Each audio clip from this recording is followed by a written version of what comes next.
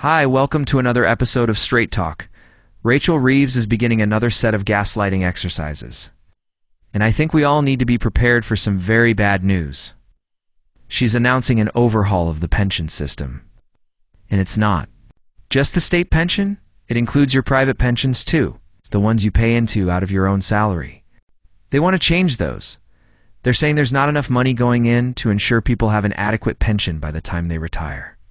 That statement alone is incredibly telling, because if your private pension isn't going to be enough, surely the state pension would help top it up, right?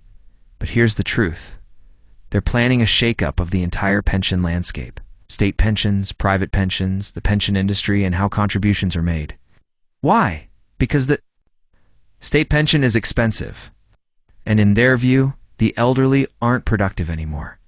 They've contributed their whole lives, but now are seen as a cost. So what's Labor's plan? Cut the pension system and push for assisted dying legislation. Save money on both ends. That's the socialist solution. Cut costs. No matter the human toll. Executives familiar with the plan have hinted at the real agenda.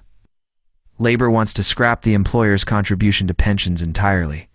Just make employees pay more. Sound familiar? It should. It's the same old leftist logic. Squeeze workers until they break. They're talking about making employees contribute 8%, maybe even 10% of their earnings into pensions. And I don't actually object to that in principle, as long as they reduce national insurance accordingly. If you opt for a private pension, you shouldn't have to pay into the state one. Fair's fair. But will they do that? Of course not. They'll force people to pay more, give them less, and still tax them.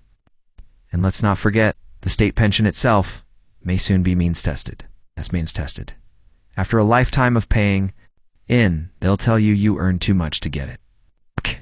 In which case, shouldn't we demand every penny back we've contributed? This is a full-blown war on the elderly. What is it with labor and their hatred for pensioners? Nobody knows. But it's clear, labor believes poor people vote labor. So the goal is simple: make everyone poor. Reeves says we need decisive action to build a pension system fit for the next generation. I agree, but it's not hard. Stop sending billions abroad. Create real pension funds. Give people proper tax breaks. Let workers start contributing from day one with government match. Funding and a lump sum to kickstart it.